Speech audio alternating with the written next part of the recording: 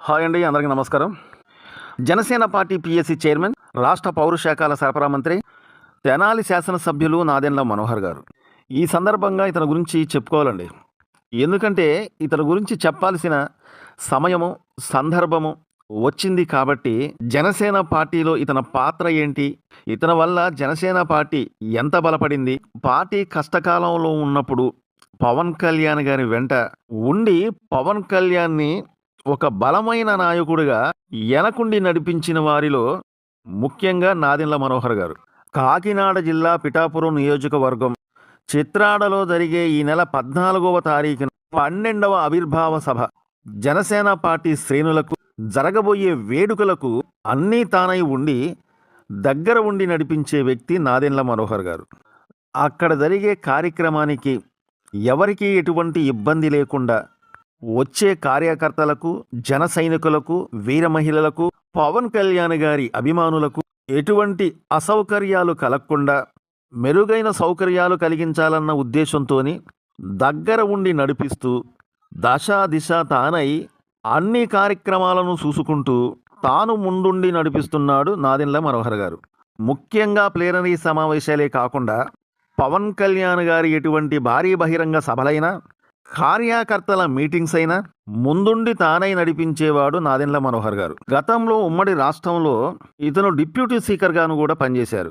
గతంలో Congress party PCC ప్రధాన కార్యదర్శిగా కూడా ఈయన పనిచేశాడు. ఈయనకి మంచి ప్రయారిటీ ఉందండి. మాజీ ముఖ్యమంత్రి నాదెండ్ల భాస్కర్ తనయుడిగా ఢిల్లీ స్థాయిలో పెద్దలతో కూడా ఇతనికి మంచి పరిచయాలు ఉన్నాయి. అయితే ఇతను ఏంటంటే ఎవరిని కూడా ఎక్కువ శాతం కించపరిచి మాట్లాడే మనస్తత్వం ఇతనిది కాదు.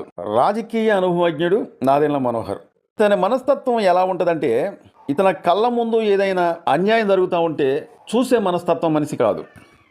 నాకెందుకులే అని చెప్పి తప్పించుకొని పోయే మనస్తత్వం కాదు. ఇతను కాంగ్రెస్ పార్టీ నుంచి వీడినప్పుడు అటు తెలుగుదేశం పార్టీ నుంచి ఆఫర్లు వచ్చినా, ఇటు వైసీపీ పార్టీ నుంచి కూడా ఆఫర్లు వచ్చినా ఈ రెండింటినీ కూడా కాదనుకొని జనసేన పార్టీలో పవన్ కళ్యాణ్ మీద ఉన్న నమ్మకం, అతను పేదలకు మంచి చేస్తాడన్న ఉద్దేశం, పవన్ కళ్యాణ్ గారి గుణగణాలను అతను అప్పుడే ఎక్స్పెక్ట్, సినిమా పరంగా కొన్ని కోట్ల రూపాయలు ఆదాయాన్ని వదులుకొని వచ్చిన పవన్ కళ్యాణ్ గారిని ఉంటే పవన్ కళ్యాణ్ గారితోనే ఉండాలి.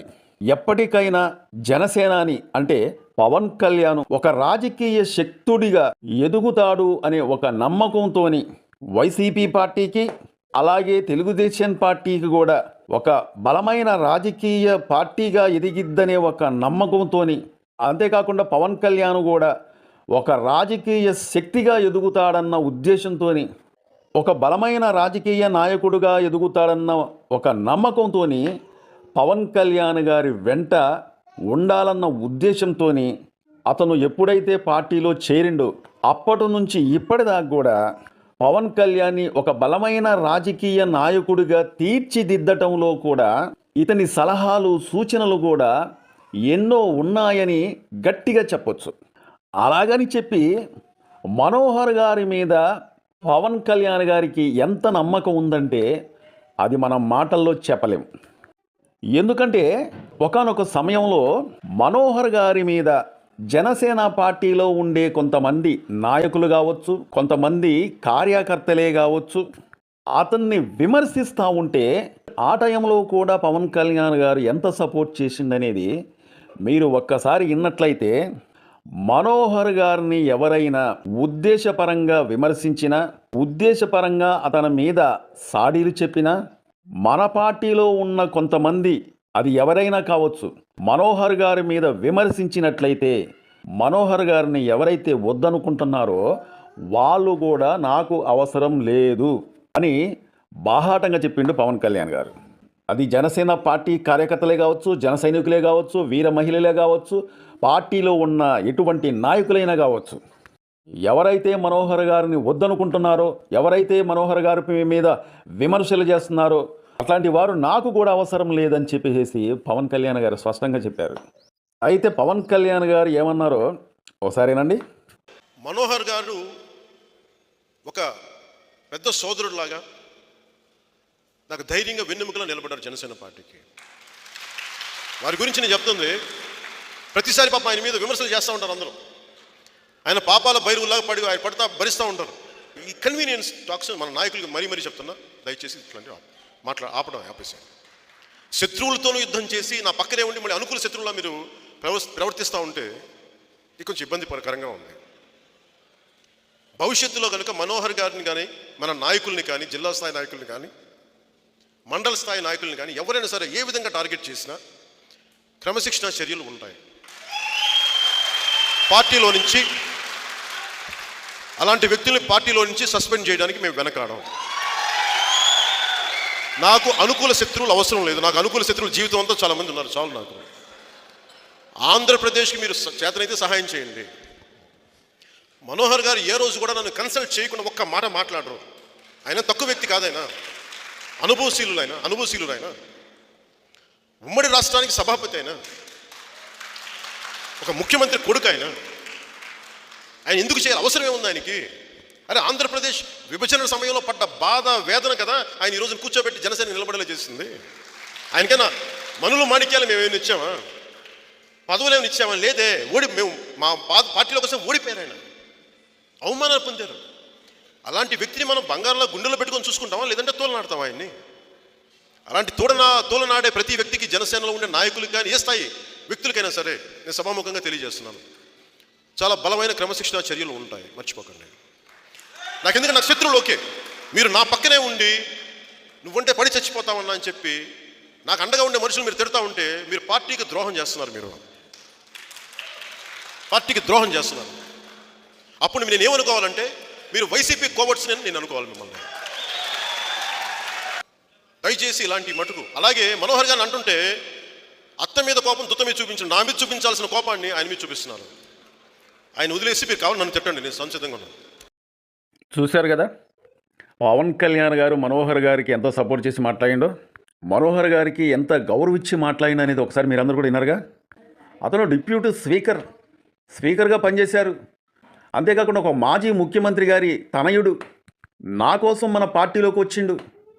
నా మీద చూపించే కోపం అనేది మనోహర్ గారి మీద చూపించడం అనేది ఇది కరెక్ట్ కాదు. ఎవరైతే మనోహర్ గారిని విమర్శించే వాళ్ళు ఉన్నారో వాళ్ళు కోవట్లుగా కింద నేను భావిస్తాను అని చెప్పేసి అతను స్పష్టంగా చెప్పాడు. ఇందాక నేను చెప్పినట్టుగా మనోహర్ గారి మీద కొంతమంది జనసేన పార్టీలో ఉన్న కొంతమంది కార్యకర్తలే కావచ్చు, నాయకులే కావచ్చు, ఎవరైనా కానీ విమర్శించే వాళ్ళట. అంటే పవన్ కళ్యాణ్ గారి దృష్టికి వెళ్ళిన తర్వాత పవన్ కళ్యాణ్ గారు ఏ విధంగా స్పందించారంటే, మనోహర్ గారు ఏమైనా చిన్న వ్యక్తి కాదు. ఒకానొక టైంలో అతను స్పీకర్గా పనిచేసిన వారు, అనుభవజ్ఞులు, ఒక మాజీ ముఖ్యమంత్రి గారి తనయుడు. నా సలహా తీసుకోందే, నన్ను అడగందే అతను ఏ పార్టీ కార్యక్రమాలు కూడా ఎన్నడూ చెయ్యడు. నన్ను సంప్రదించిందే ఎటువంటి కార్యక్రమాలు చేయడు, ఎటువంటి పనులు చేయడు. పార్టీ పరంగా ఎప్పుడు కూడా ఎటువంటి ఇబ్బంది అయ్యే కార్యక్రమాలు కూడా చేయలేదు. అంటే మీరు నన్ననండి, నన్ను తిట్టండి, అత్త మీద కోపం దుత్త మీద ఎందుకు చూపిస్తున్నారు? నా మీద ఉన్న కోపం అనేది మీరు నా మీద చూపించండి.